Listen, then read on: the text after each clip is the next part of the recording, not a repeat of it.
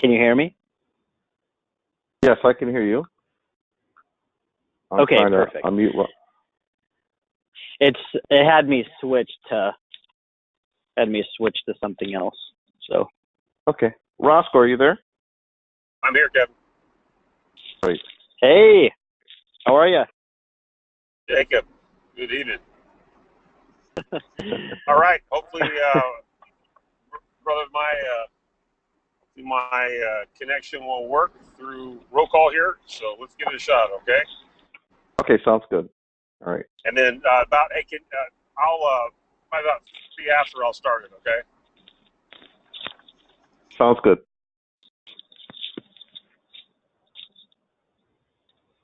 I'll give you a cue that I'm getting ready to get started. I want to welcome everybody to our Wednesday evening Ascend Global Services webinar. We're going to be getting started here in about 4 minutes or so. Give folks a chance to click on and download the program and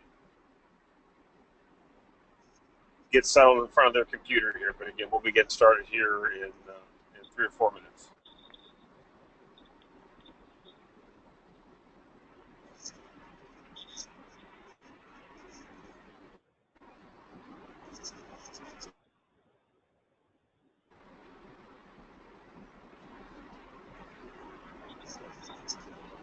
I want to welcome everybody to our Wednesday evening Ascend Global Services webinar.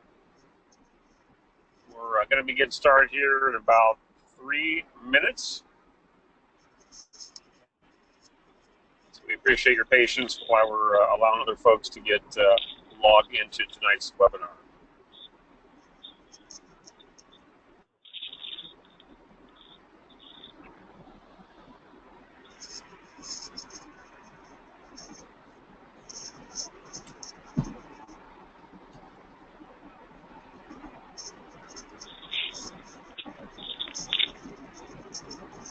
Encourage everybody to have a pen and paper ready so you can take some notes, get a lot of information covered, a lot of valuable information, and leaders that encourage it to send a text out to your teams, remind them to jump on to tonight's webinar.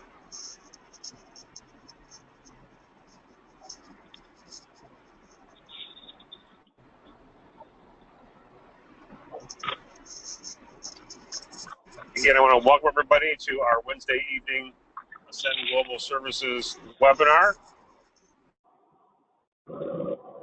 Start here about 1 or 2 minutes. Again, we thank you for getting on and appreciate your patience while we're allowing other folks to get logged into the webinar.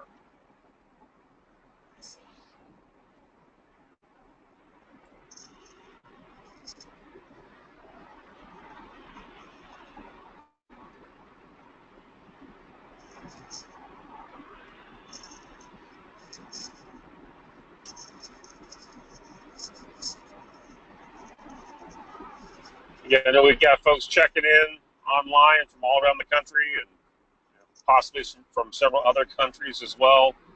If you're just getting on to tonight's webinar, we want to welcome you to a Wednesday evening Ascend Global Services webinar. And we're going to be getting started here in just a few more seconds.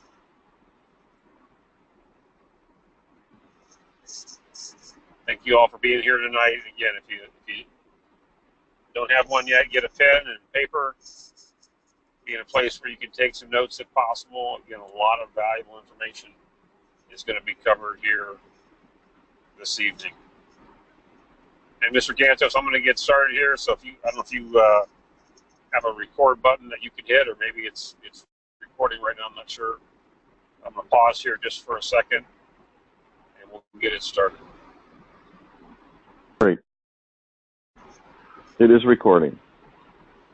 All right. Good evening, everybody. I want to welcome you to a Wednesday evening Ascend Global Services webinar. It is Wednesday, February 21st, 2018. My name is Roscoe Thompson. Joining you tonight from historic Route 66 here in Southern California. I want to introduce our moderator one of the presenters for the webinar tonight. We've got a back-to-back guest speakers here that I think you're going to find very interesting, intriguing, valuable information here. But Mr. Kevin Gantos joins us from the Southern California market. He and I met 22 years ago now in this industry, have become very good friends over the years. He's a business builder by background, has built more than a dozen companies in his lifetime, some very multi-million-dollar companies, brings a wealth of business background and wisdom to network marketing, has hit the top positions in several companies in our industry, and is now the president here at Ascend Global Services. He's built organizations of tens of thousands of people all around the world. But beyond that, he's a family man. He and his wife Mary have been together over 40 years now. 3 great kids. You're going to hear one of them tonight. Very wonderful young man, and I know his children, grandchildren, very important to him. He's also a man of faith. Started an organization called the Diamond Dynasty. And if you've heard the Dynasty vision, you know his passion for global missions and ministry. And for those of us that have had the pleasure to work with him over the years, we know he's got a real heart to help us succeed in this industry so we can reach the dreams and goals and visions we have for our own personal lives. And he and I have had a lot of fun over the years building great organizations, meeting great people all around the country and now literally around the world. And with that, I want to turn tonight's webinar over to AGS President, Mr. Kevin Gantos. Well, thank you, Roscoe. Great to be on tonight's webinar. Hopefully you can hear me okay. Can you hear me fine? Roscoe, can you hear me? Okay, great. Well, first off, it's great to be on. Can you hear me okay? Yes. Okay, great. I was having a problem hearing you. So anyways, first off, great to be on tonight's webinar. Roscoe, thank you so much for people that are on this call. I know there's guests on the line that, so we're going to go kind of through, we have done this prior, so there's going to be people on here that have seen some of this already, but we're going to go a little more depth as well. So we're going to try to cater to the brand new people that have seen this information, of course, people that have already seen it once before. And more importantly, just excited to have our director of training bringing me on. Excited about the possibility of all of us being together in Ohio, and obviously not only sharing this incredible information, but this opportunity called AGS. And of course, thank you so much, Roscoe. And I want to give a shout out, obviously, to the principals of the company for the support. And of course, that's Mr. John Marks, the CEO of the company, an incredible individual, and of course the founder of the company, Mr. Craig Jarabak, and all the directors that are out there that help support this great enterprise. And more importantly, I'm excited about who I'm going to bring on tonight as a keynote speaker as well. That'll be Jacob Gantos. So he's a compliance specialist out of FinTech. And before I roll on, I want to obviously introduce Jacob, and then of course we're going to go through the slides pretty quickly. We won't be that long tonight. But what we do want to do, of course, is inform people, get people up to speed that don't know what cryptocurrency is, and more importantly, to be able to take the people that have some insights and let them know where we're at as a company, how we're looking to implement this, and why this is going to be a huge game changer, and more importantly, why it's going to be significant for everybody here. I just saw this. Great. So what I want to do is bring on, let me get rid of this. That is Mr. Jacob Gantos. Jacob, are you there? Yes, I'm here. Thank you for having me. Great. You want to share with everybody pretty much your background, and some people ask is, you know, kind of what authority do you have as far as being in this space and having some obviously understanding of the industry more than most people do? Yes, absolutely. I'll share a little bit. So again, thank you so much for having me. My name is Jacob Gantos. I am a FinTech, I'm in the FinTech compliance department at Silvergate Bank. We're a commercial bank located here in Southern California. And my role at the bank is specifically to kind of review from a compliance perspective the existing relationships that we have at the bank. And just to give you a brief background of Silvergate Bank and kind of the type of clients that we're choosing to bank in the particular division that I work in, we started becoming very interested in the Bitcoin and blockchain industry a few years ago When we started meeting with some of the teams at some of these Bitcoin related companies, let me pause for a second. At the bank, in this space, there's not only exchanges, which are these companies such as Coinbase or Gemini that provide access to Bitcoin and other digital currencies, but there's also other types of companies that kind of help build the infrastructure of this whole space. And so you have miners, those individuals or companies that mine Bitcoin and therefore introduce them into the world. You also have software developers that are constantly building products and services to help sustain this space. You have ICOs, you have, or that's initial coin offerings. You have all sorts of different types of companies that really help to kind of make up this whole world of digital currency, virtual currency, in Bitcoin. And so we at Silvergate Bank, the particular division that I work in, which is called the FinTech just is short for financial technology, our niche is this space.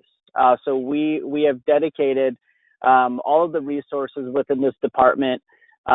We've really dove all into this space. And so what I do from a compliance perspective, my role at the bank is simply to continually monitor these companies as well as perform periodic reviews just to make sure that the bank is not at risk on an ongoing basis for banking these companies. And so a few years ago, the bank decided to build an entire compliance program around this space so that we can safely bank these companies, because in traditional markets, banks typically would not necessarily be excited to bank any company that's related to Bitcoin for a lot of fears of money laundering.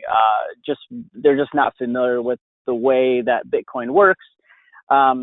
So put simply, we built an entire compliance program so that we can safely bank these companies. And that's the team within the FinTech division that I work in.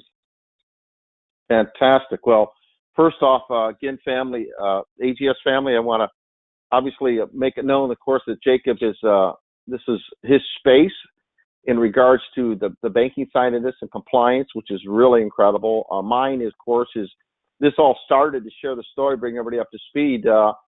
Jacob actually, I got a Coinbase app is really what I did, and that was a wallet. And for Father's Day, he gave me some Bitcoin, and he showed me how he did that. And I said, well, this is interesting, which led us on this journey. That was Father's Day, and that was quite a while ago. That was June of last year.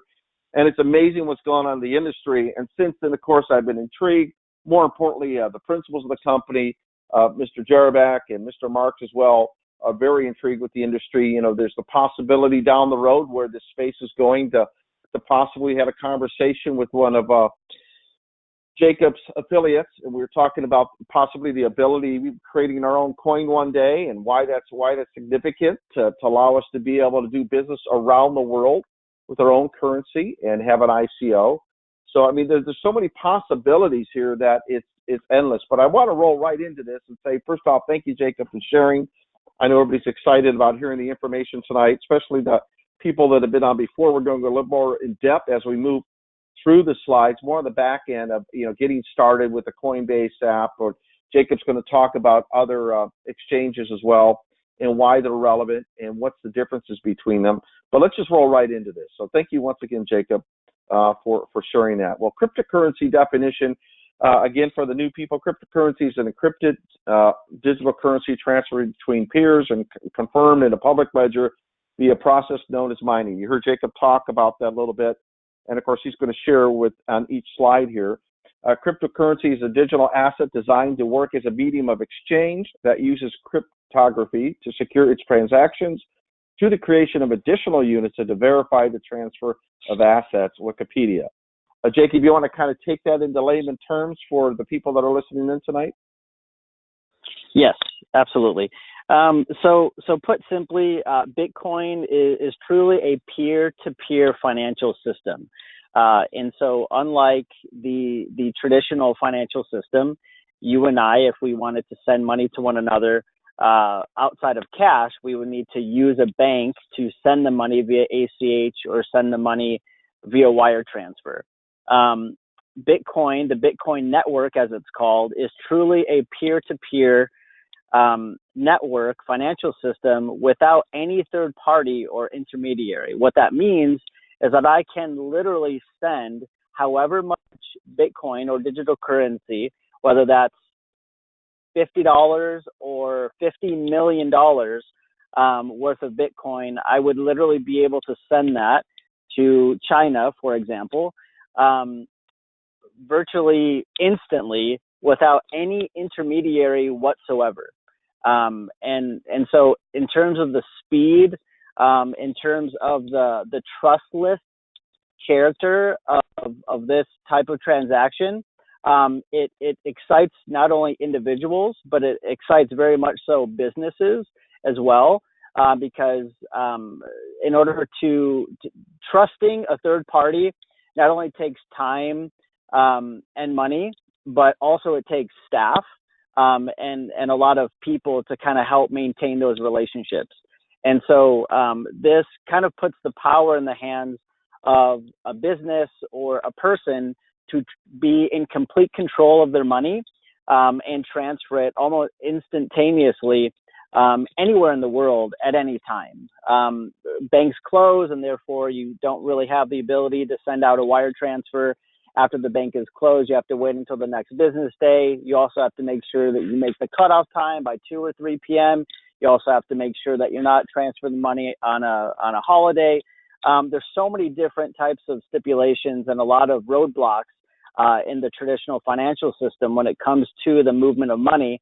And so the Bitcoin network and digital currency in general is a huge step in the direction of kind of getting out that middleman and allowing the time spent to be reduced greatly. Fantastic. So in short, then, you're saying we can do business pretty much anywhere in the world to somebody that has a cell phone. Is that correct, pretty much? Or yes, access to absolutely. the internet. Fantastic. Yes, and that's correct. 24/7. So where some branches are closed, obviously, on the weekends or holidays, this is 24/7 worldwide, all the time, correct? It never sleeps. Yes. Is that it? Okay. That's correct. Well, family, once again, that's pretty amazing when you think about when you hear the statement from, $50 to $50 million. Most cases, to move that kind of money, there would be issues and a lot of compliance you'd have to go through. And here, we're talking in real time. So I could definitely see the benefit, especially in big business today. Well, thank you for that. Well, the next slide is, how did it all begin? Well, in November, literally 2009, a link to a paper authored by Satoshi Nakamoto titled Bitcoin, a peer-to-peer electronic cash system, which Jacob covered, was posted to obviously a mailing list, and Nakamoto implemented the Bitcoin software as open source code and released it in January 2009 on SourceForge. That's Bitcoin Wikipedia. And so, a lot has happened in that time. How big is cryptocurrency now? It fluctuates. It's a very volatile industry because it's in the beginning stages, and it just makes sense. So I want to share this. It's pretty interesting. What an incredible year it has been for anyone with the right mix of smarts and luck to have invested in cryptocurrencies. At the beginning of the year, according to data from CoinMarketCap.com, the aggregate value of all cryptocurrencies combined was $17.7 billion. That was last January, not this recent January, but last January, 2017. But during the evening of December 12th, this past December, the combined value of more than 1,350 virtual currencies, so there's 1,350 different kinds of Bitcoin currencies, surpassed $500 billion for the first time ever, $503 billion to be exact. That's a year-to-date increase of more than, ready for this, 2,700%. This is done by Motley Fool. And so, Jacob, how did that affect Silvergate in your business as well? How did your company go? How much did it grow, just to create some insight based on what happened last year? Yeah, it's it's crazy. So when I started at the bank March of last year, so it's been about a year that I've been at Silvergate. We had about 30 to 40 clients, and to date we have over 200 clients, which is just insane. I mean, and we are the primary bank that banks these companies, but but we're definitely not the only bank that will open accounts for these people, and these companies, and also this is a global industry, and so we bank these companies within the United States of America. Some of the largest transaction volumes that happens within the Bitcoin network are actually Asian countries. And so I think sometimes, in America, we kind of, potentially define industries and kind of perceive the movement of certain industries, whether that comes to growth or decline, kind of according to our own perspective, because the United States is such a hub when it comes to virtually every financial market. However, in terms of the growth globally, I can't even, I think this slide, honestly, I think this slide does a really good job of kind of sharing how insanely huge the growth has been, 2,700%. And I know surely at our bank, we've definitely felt that. I experience that and feel it every single day going to work, trying to keep up. But it's a great problem to have. And it's really been exciting, to be kind of on the front lines of this ever expanding space, what I believe to be the future of the financial system. Thank you so much. And totally, I mean, family, once again, just think about the growth and why that's relevant. I was in a coffee shop today, and, when something's new to the industry, some people say they hear the word Bitcoin, and someone had mentioned, yeah, but that stuff's so volatile and that'll never work, and the government doesn't like this and all of that. And it was great. And I just simply said to them, well, that's typically how most people think that haven't done their research. And the reality is, because this industry is here to stay.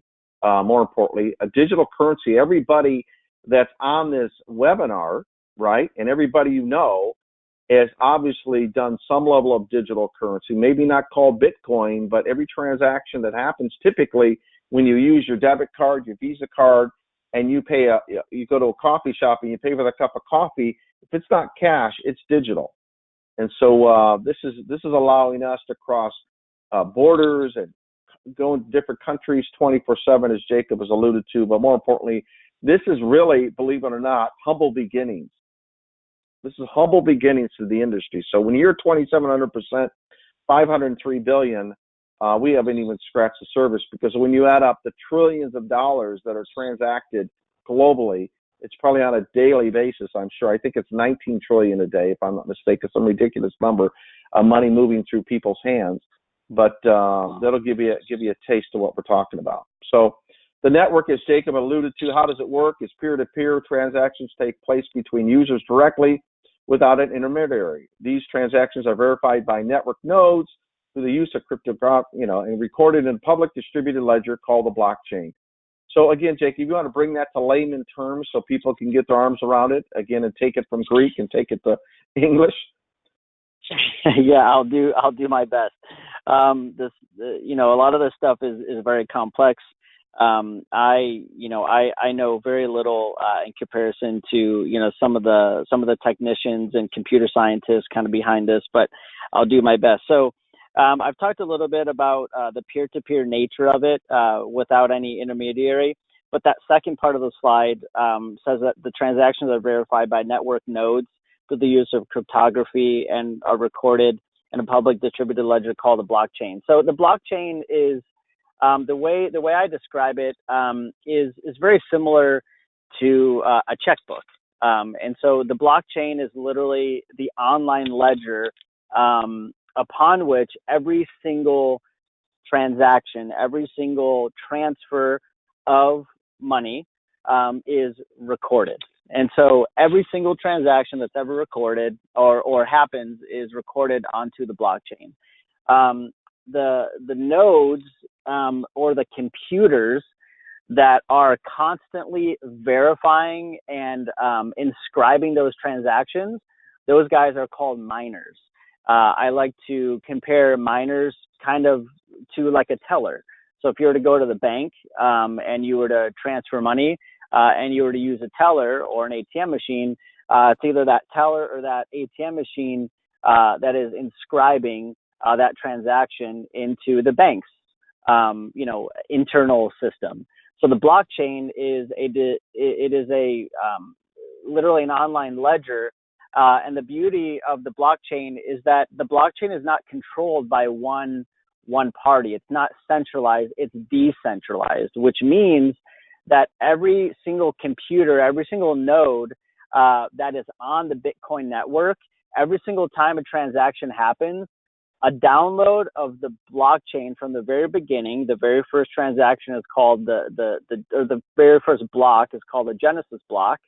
The very first transaction that ever took place on the Bitcoin blockchain.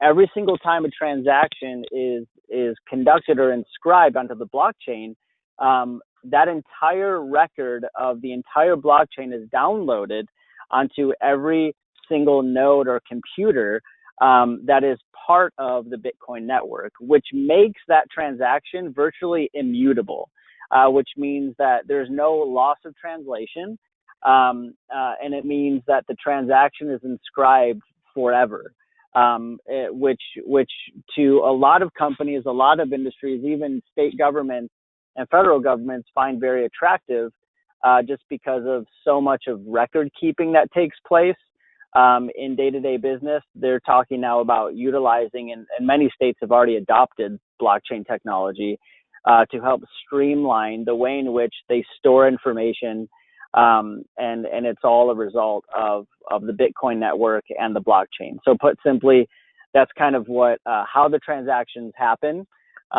Every transaction is inscribed onto the blockchain. Great. So that leads us right into, so I like the checkbook analogy. Everybody remember the days, and maybe some of you don't, but you just write a normal check, and once you write the check, as Jacob was alluded to, you put in your little ledger on the left there, right? Check number, the date, how much, and who it was written to. And of course, that is recorded. And so, as you know, it runs and just keeps running to the next one, to the next one, to the next one. And so, greatly stated. And of course, I like the idea of the miners getting paid, which in this case are the people that are actually verifying the transaction itself, whether that's a teller or the ATM machine. Totally. So, what is a blockchain? I think you alluded to that. A blockchain originally is continuously growing list of records called blocks. Like as you said, the first one was the Genesis block, which are linked and secured using cryptography, Wikipedia. And then, of course, what Bitcoin is. What is Bitcoin? And, of course, as we see here, Bitcoin is a new currency that was created in 2009 by an unknown person or group of people using the alias Satoshi Nakamoto. Transactions are made with no middleman, meaning no bank, CNN money. So I think we covered that pretty well, Jacob. Would you agree? Is there anything else you want to add, or do you think we've covered that? No, I think that's good. Okay, great. Is Bitcoin different than normal money? The most important characteristic of Bitcoin, what specifically differentiates it from conventional money, is that, as you stated, it's decentralized. No one particular institution has complete control over Bitcoin. A normal bank will require you to fulfill many prerequisites and paperwork before opening even a simple bank account. Now, you've been in the banking industry. How hard is it to do this, open up a wallet and do what you need to do? How hard is that as compared to opening up a checking account or any of that? Oh, yeah. So, well, it's very easy to open up a digital currency account. Every exchange is a little bit different, but some exchanges require only an email address and your name, and you could transfer Bitcoin virtually anywhere in the world. Other Bitcoin exchanges that tend to like compliance and have a little bit more of a compliance culture, those which are regulated by the governments in the countries that they're located in, they of course would be a little bit more like a bank account in terms of identifying your information. But in terms of simplicity, it's extremely simple. I will say that recently, over the past few months, as some of you may have experienced, the exchanges have been so inundated with new accounts that some exchanges have actually put a hold on opening new accounts because there are so many, and I mean this when I'm not exaggerating when I say this, hundreds of thousands, literally hundreds of thousands of people are opening accounts at single exchanges. So like one exchange may experience that much growth, again, because this is a global space. And so there's a lot of exchanges that just kind of more recently have put a hold on opening new accounts because they just have so much demand that they're just not even able to onboard at the pace that people are applying. And so, anyways, it's just truly an incredible time to be in this space, to be able to experience kind of what I like to call kind of the infancy stages, so much growth. And so, but in terms of being able to open an account, it's very, very simple. Some places, just an email address and your name. So in short, really what we're saying, and of course to the new people that are on here, some of the people that are still trying to get their arms around this, it's as simple as sending an email. And obviously you wouldn't give your passwords to somebody, right? But I would send you an email. You have a password to your email account, and you open it up and receive the email, correct? In the same likeness, I would send you Bitcoin, right, to your account, your email address, or whatever address you would use, and you have your password that opens that up, and then you receive that Bitcoin. Is that correct? Yes. Okay, great. And so, you know, as the slide states, how do I receive or give someone Bitcoin? That's it. Now, do people, Jacob, do they have to have an exchange, their Bitcoins in an exchange to do business? Or can they work directly from their cell phone to somebody else's cell phone? Does it have to be done in an exchange? No, it actually doesn't. So an exchange is a third party, of course, and so at an exchange, you're basically trusting a company, a centralized institution, to basically hold your money just like a bank. The beauty about Bitcoin, though, and the Bitcoin network is that as more people become more and more sophisticated as it relates to this space, they will very quickly learn that they actually don't even need to use an exchange. So, for example, I know individuals, who have their private key and public key, and we can get into that, maybe at a future time. But there's a public key and a private key. Basically, just think of a lock and a key. The public key unlocks the amount of Bitcoin that you have, that you own, and allows you to then move it to wherever you want to move it. And so exchanges, you basically, if you have your Bitcoin at an exchange, you're trusting the exchange to safekeep your private keys. And so when you want to make a transaction, you just tell Coinbase or Gemini or whoever to send money to so-and-so, and they hold your private keys. And so they, like a bank, kind of initiate that transaction on your behalf. But you don't need to go that route. So for individuals that have a lot of Bitcoin who don't want to trust a third party or an exchange, what they do is they hold their Bitcoin themselves, again, by having access to their public and private key and having that themselves and not giving that information to anybody else, so that they can, whenever they want, by themselves, simply transfer money from their Bitcoin to another address, which they can do. And so, again, as people become more sophisticated in this, I think that it will become more of a trend to kind of go that route. But right now, people don't really want to deal with kind of having to store their own keys. And so at this point, especially because they've been so conditioned to trust banks, they don't really see a problem trusting an exchange in the same way. Okay, great. Well, great analogy here. So in fact, when you have it outside of the exchange, it's like you have cash outside of a bank, correct? Yes. So Yeah, that's a good way to look at it. Okay, so you have a pocket of cash pretty much in your pocket, and so there's the peer-to-peer part, right, where I don't have a third party like an exchange involved. So when you gave me, obviously, money on Father's Day, that was actually to my exchange, but it could have gone directly to me. And that would have been like you giving me $10 or $40 or whatever, and I would put that in my pocket. So, okay. Exactly. So, okay, great. So once again, family, it's a dual option here. One, you have an exchange like we talked about in the company, in the field. Everybody here, of course, has access to your Coinbase, and you had your upline to give you that link. And if they didn't, I'm going to make sure I send out to everybody in the field, because we've given plenty of time for people to do that.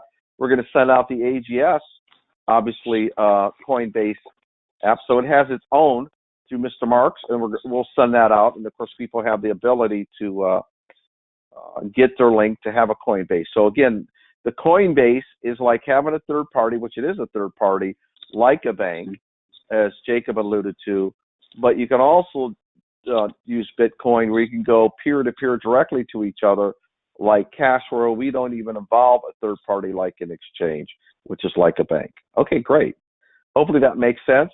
And this leads us right into what is a Bitcoin wallet. Bitcoin wallet is a collection of private keys, but may also refer to client software used to manage these keys and to make transactions on the Bitcoin network, correct? So is this different, the Bitcoin wallet, different than a Coinbase exchange?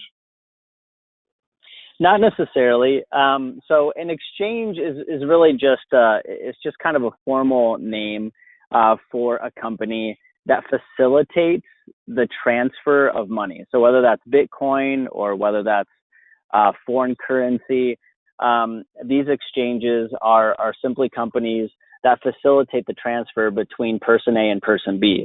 A wallet is kind of like another product or service that these exchanges can offer, and that is simply a place or an account to where you can hold your Bitcoin. So, for example, it's kind of, again, the private and public key aspect to it.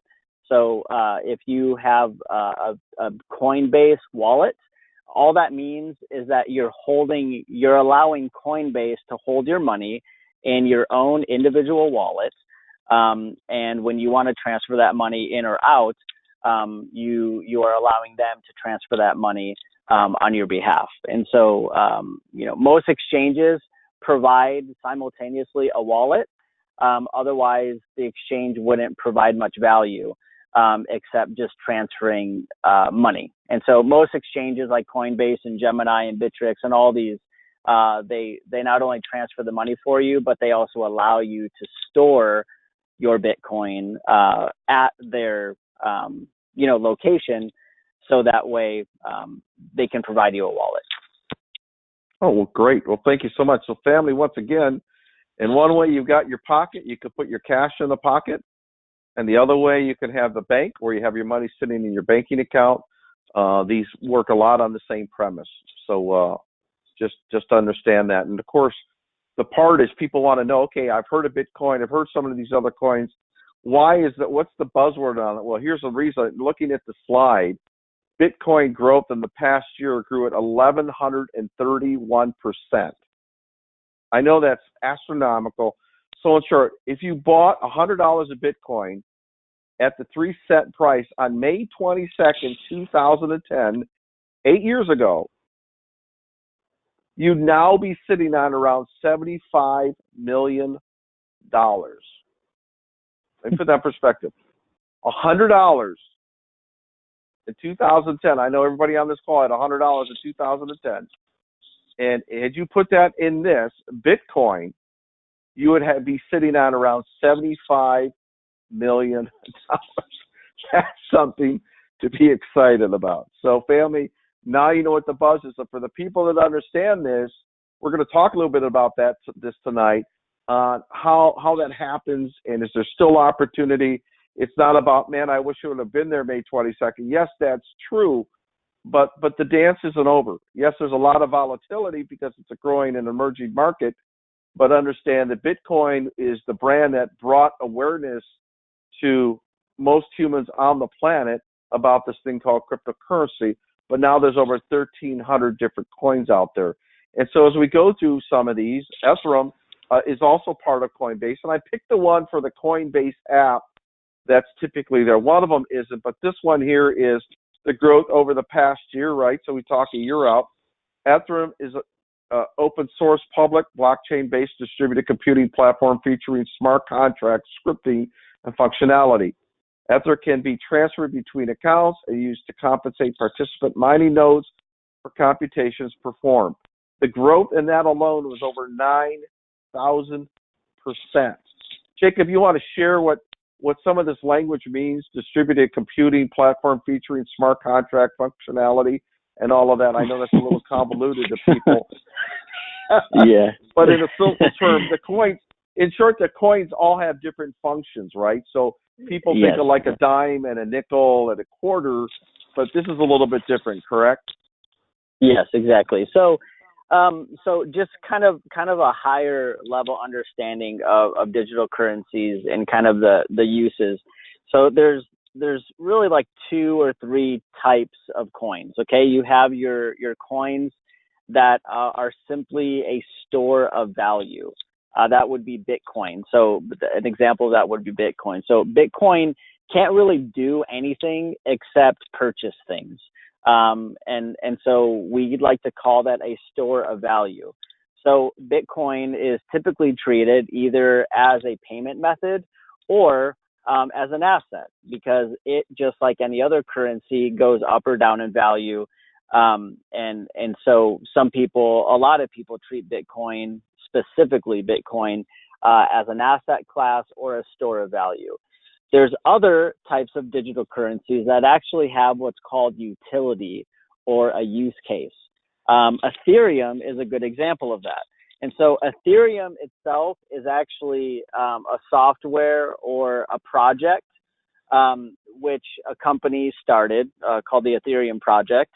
And they basically designed a software, a program that automates processes. And so, for example, a smart contract is just that. It's basically an automated process through coding and cryptography that kind of allows machines to make informed and educated decisions.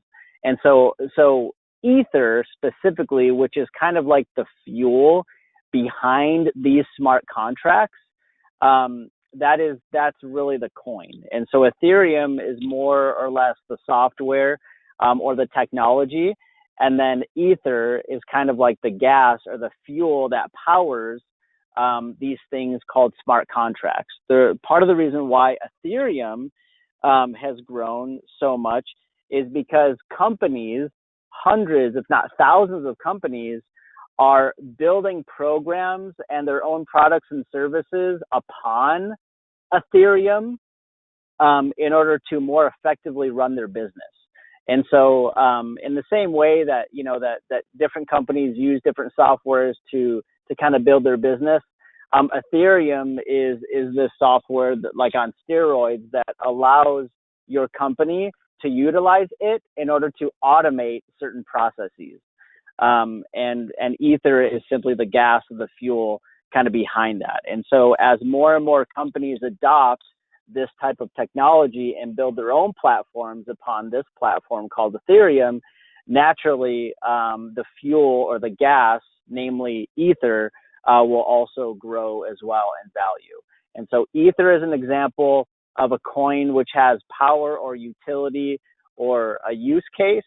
Bitcoin, on the other hand, is a coin that is just like any other asset class that really only has the ability to purchase things, if that makes sense. Yes, it does. And of course, that leads us to the next coin, and that is Litecoin. And Litecoin's growth, look at this, 4,573% over the last year. Family, trust me, get your calculators out, and you'll understand why people are so excited about this. Litecoin is a cryptocurrency as well, a fork of Bitcoin intended by its designers to be more feasibly mined using consumer-grade hardware. And what I do know about this coin is kind of like, that's why it's called a Litecoin. It kind of rides along with Bitcoin and has the ability, I know LitePay is coming out February 26th, and that is the reason why I just saw Litecoin grow in value of almost 40% over the last month. And which is pretty amazing, because it's gonna be able to be, again, have utility. Is that correct, Jacob? What is your take on Litecoin? Well, Litecoin is more like Bitcoin in that it doesn't really do anything except contain the ability to purchase things. But that's a very positive aspect to it, and I mean that's why Bitcoin in the first place became so popular and was created, so that people can use it to purchase things as opposed to cash and using banks. Right now, there's just so much volatility that people like you and I, if we have Bitcoin, I don't want to sell it because I want to see it go up in value. But as other coins come out that represent stability, more like the U.S. dollar or some other currency, like Litecoin, for example, I'm not sure what the future holds for Litecoin, but I know that there are coins out there that are designed to reflect the stability that typical national currencies have, so that people can actually start using it and feel comfortable spending it, as opposed to just kind of hoarding it, like people are doing with Bitcoin because they see it just exploding in growth.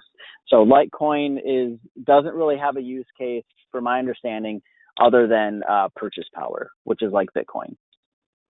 Fantastic. Absolutely. And there it is. So it's almost designed to do smaller transactions. The actual designer of Litecoin had mentioned that basically it's called Litecoin because it's exactly that. It's designed to do smaller transactions, where Bitcoin will be more like using for mortgages and buying cars, where Litecoin will be more transactional as far as buying a cup of coffee. So and so, family, once again, there we have that. And of course, Ripple grew 21,000%. I know this is a very volatile coin. I've seen it go up and down like a yo-yo. And of course, you want to elaborate a little bit on this, on the Ripple? Yeah, just a little bit. So Ripple is it's the coin that certain banks are trying to utilize, and they're trying to utilize it for the very purpose that what we've been talking about. So banks are trying to utilize this technology or this coin called Ripple in order to transfer funds faster and smoother, and at a lesser cost. And so I think the reason why there's been so much volatility with Ripple and so much growth, I mean, 21,000 compared to the other numbers, I mean, that's astronomically different. Ripple has grown, I think, so much because Ripple has really, kind of made it to the newspapers, so to speak. When people hear about J.P. Morgan adopting the technology and other large banks adopting the technology, you're just going to have, loads of people investing in Ripple in hopes that it goes up as well. So Ripple is kind of, from my understanding, is somewhat of a hybrid, where it has some sort of use case within the financial system, some sort of utility, but also is treated as a store of value. And I think that's part of the reason why it's grown so much. Okay, great. Thank you so much for sharing that, family. And now we get over to, can I buy Bitcoin, Ethereum, or Litecoin? And of course, as an AGS representative, we'll make that again available. If you haven't got your link from your upline and you want to get moving on it, again, I always tell it, because of integrity, reach out to them. And if they're non-responsive, feel free to reach out to us, and I'll make sure we send out that link. You'll see it's actually from AGS and the parent company. So Coinbase is a secure online platform. Now, I use Coinbase because it's very, very user-friendly. I know many people use different ones, just like there's people that are like iPhone and other people like Droids. It's just the way it is. And so when people have it's kind of funny how we've evolved to that. Some people now, their belief system, like an iPhone, is in Coinbase. And of course, attached to that are fees. So, if you want to move $10, it's 99 cents. If you want to move $100, it's $2.99. And these are transactional fees through the wallet. And you want to move $1,000, it could be as much as $30, right? So, but the bottom line is, when you look at percentages of growth and you look at the volatility, there's people that Jacob had mentioned about hanging on to the Bitcoin, because long term it's like gold and like silver, right?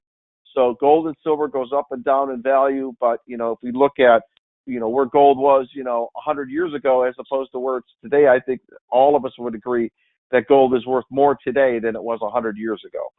And so like Coinbase, Coinbase basically is that wallet that allows you to house, here's the coins that allows you to house, and that is Bitcoin, Bitcoin Cash, which is just brought on recently, and Ethereum, and of course Litecoin. So you actually have the ability to have 4 transactional coins on your wallet, but also I hear this rumor about possibly bringing Ripple into the mix. I don't know how true that is, but that is rumor as of this time. So we believe it's probably the most user-friendly as far as I see, because a lot of other wallets you need to have, basically they only allow you to spend Bitcoin, which is kind of lifting the market as well. And so in short, Coinbase has been kind of our pick because it's very simple as far as transactional and beginners coming into the industry. What's your take on that, Jacob, in regards to Coinbase? In terms of, so I think you described it well. Coinbase is very user friendly. It's great that they have an app that you can use and check your accounts on a regular basis. There's a lot of different exchanges out there, so I think it's just like anything. Do your research, and Coinbase is the most popular for obvious reasons because it is probably the most user friendly. There's other exchanges like Gemini and other exchanges like Bittrex that is typically used for more of what's called the altcoins or other coins other than the major digital currencies like Bitcoin, Litecoin, Ethereum, and so on. And so, I would agree. I think Coinbase is the most user-friendly of the exchanges. Thank you so much, family. Once again, that's why AGS, we as a company endorse this Coinbase in regards to being very user-friendly. And as well, and some of the things that you're going to see too is we have an affiliate program with Coinbase, which is the referral program. And so when you get that, you have the ability to have people get onto the referral program and send them to your link. Let me explain how it works. Okay, number one, start by visiting your referral page so you got to be signed up from the link that your upline gave you or the company gave you, right? And then, of course, copy your referral link or send an invite email to a friend. Number two, your friends can click the referral link or the link in the email and sign up for a Coinbase account. 3, they will then complete their account and initiate a buy or sell in one of our supported countries. 4, if your friend visits Coinbase.com trade and initiates a buy or sell of $100 USD or more, or 100 USD equivalent of your domestic currency within 180 days of opening his or her account, you both will receive a $10 USD or 10 USD equivalent of your domestic currency referral bonus when the order completes. Orders can take up to 4 business days to complete.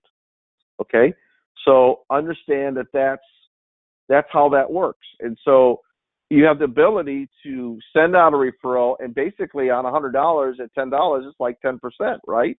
That's pretty good. You receive it, and they receive it as well. So you want to be able to do that on that. So let's go to the next slide. And remember, the slide that we just showed you says you can cash out anytime.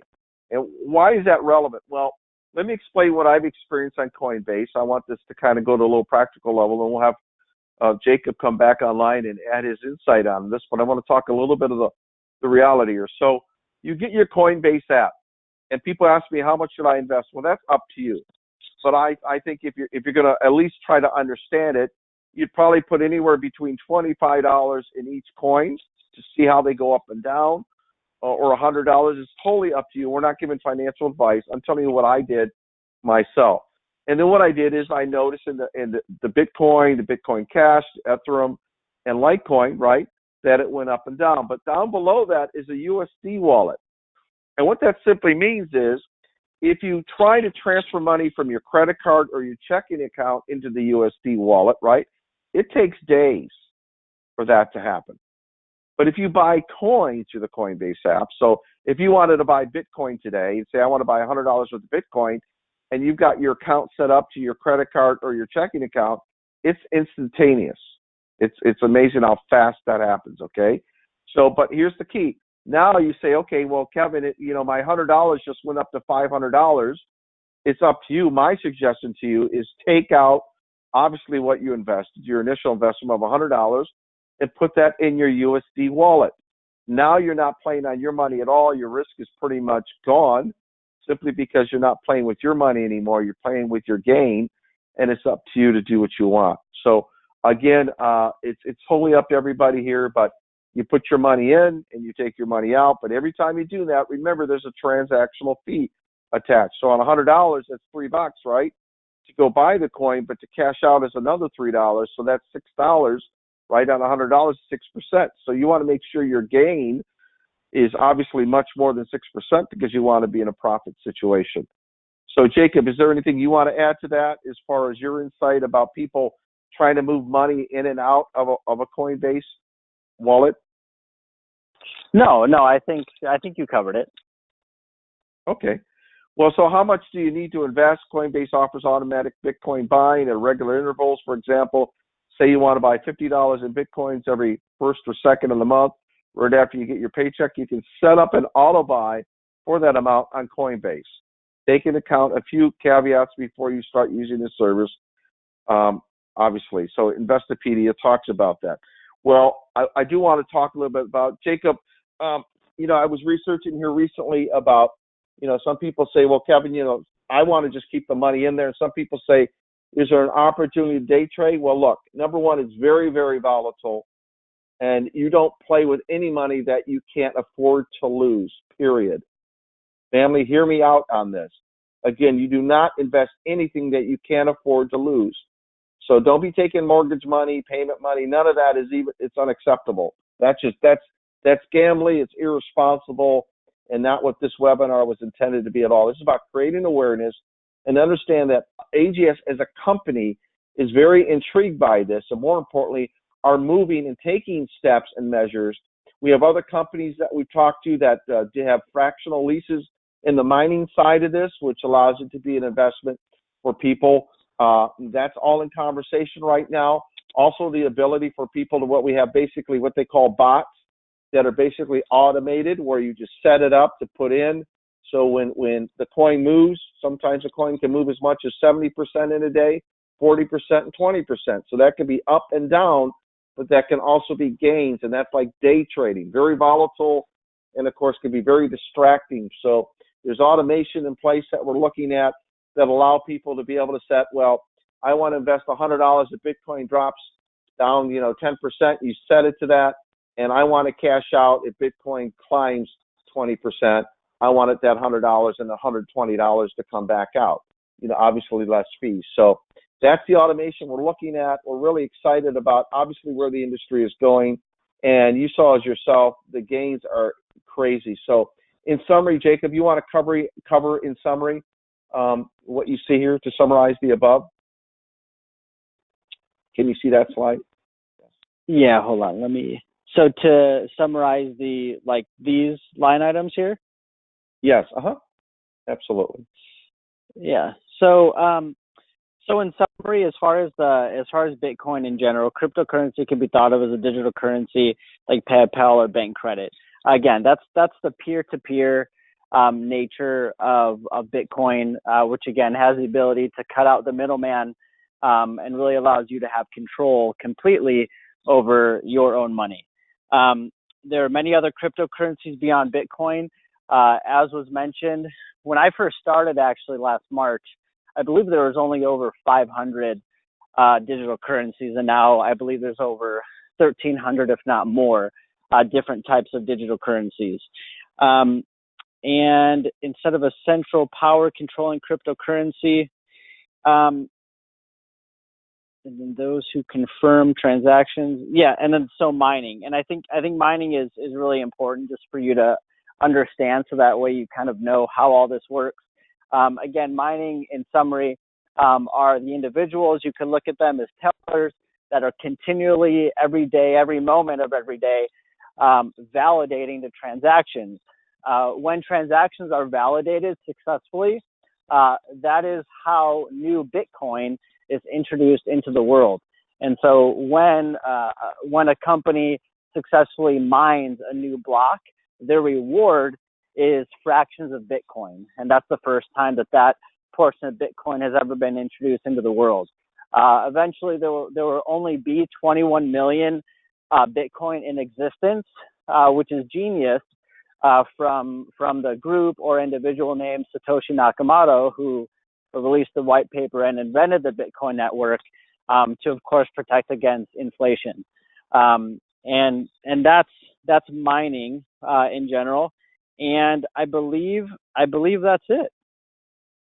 Well, fantastic. Well, Jacob, thank you so much for your time and family. In closing, I want you to also understand just a real simple recap on how this works from an investment standpoint. And that is, so if you really look at this, again, Jacob alluded to the fact and stated that, like Bitcoin is basically a monetary, right? So it doesn't have utility per se, but it's treated just like any kind of currency. And so currency needs to be accessed. So what Coinbase has done and why we're attracted to Coinbase is, number one, is allow you to have a referral program, which means you can send out your referral link to family and friends. And in doing so, you can get awarded $10 of Bitcoin, and they get $10 in Bitcoin, which is fantastic, right, for sending out a referral. And more importantly, beyond that, attached to that, the company is, and this was mentioned by Mr. Mark Blackburn, who's very familiar with the space as well, mentioned about the Shift Card. And the Shift Card is also affiliated with the Coinbase. So the Shift Card is a Visa debit card that currently allows Coinbase users in select states and territories, see the list below, in the U.S. to spend Bitcoin anywhere Visa is accepted. Okay? When you use your Shift debit card to make a purchase, the equivalent value of Bitcoin based on the current spot price of Bitcoin on Coinbase will be debited from your Coinbase Bitcoin wallet. For certain transactions like gas purchases and dinner bills, Shift will debit more than the purchase amount and will refund you the remainder when the final payment amount is settled. Further details of Shift's authorization procedures are available. So, how much does it cost to get your Visa card, basically, that is attached to your Coinbase wallet, which simply means it allows you to have a Visa card attached to it. So let's say you put $500 into your Coinbase wallet in the currencies.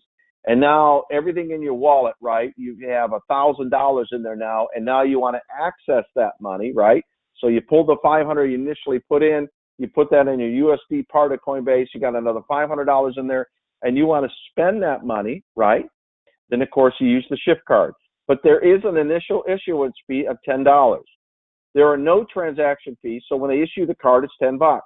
But there are no transaction fees on domestic transactions for a limited time. There are no fees associated with the exchange of Bitcoin to USD, and other fees may apply to certain transactions outlined in the Shift payment question and answer. So you can go to your Coinbase link in your app and look at that. So it'll tell you how to get one, and your spending limit is $1,000. So, obviously in that reality. And the eligible states are Alabama, Alaska, Arizona, California. Pretty much every state, when I look at it, in the United States is where it'll work. So the payment will be made in Bitcoin from your Coinbase wallet. So order the card by verifying your identity and authorize the payment of the $10 issuance fee. As I said, the payment will be made in Bitcoin from your Coinbase wallet. So daily ATM withdrawal limits is $200. Think about it. You can actually go to an ATM machine and get $200. And of course, the most you could do in a day is $1,000. So, family, this is just the beginning of the industry, where it's going. We're out of time. It's 7:02. I just want to give it back to our listeners more importantly, and to the families listening, we're excited about this platform. More importantly, as it evolves, we will keep you abreast. We're excited about the possibility of having our own ICO one day based on some recommendations that were alluded to here through some affiliates of Jacob's friends actually at work. And so that's very intriguing. The ability for everybody to have a referral link for your Coinbase wallet, and of course, be able to receive proceeds of $10 personally and $10 for the person who puts in more than $100 as well. And now to have a Shift card attached to your account as well, so you have access to your money in real time. Jacob, once again, thank you. I know you took time out. I know it's Levi's birthday today. Family, give a shout out and thanks to Jacob for taking the time away from his son having his birthday party. We celebrated this weekend. It was a great event. As I mentioned on a previous conference call, my wife and I, the grandparents, were jumping up and down in the jumpy as well at the park. Had a lot of fun with my 3 grandsons, which is Jacob's 3 sons, and another one on the way. Son, I'm proud of you. Thank you so much for taking the time out to be on tonight's webinar. I know the family appreciates your time. And from the principals of the company, all the way from the founder of the company, Mr. Jarabak, and the CEO of the company, Mr. Marks, we appreciate your time. And thank you once again for your involvement in helping us launch this new direction and asset called cryptocurrency to the company of AGS. Thank you so much. And once again, family, God bless. Bye-bye.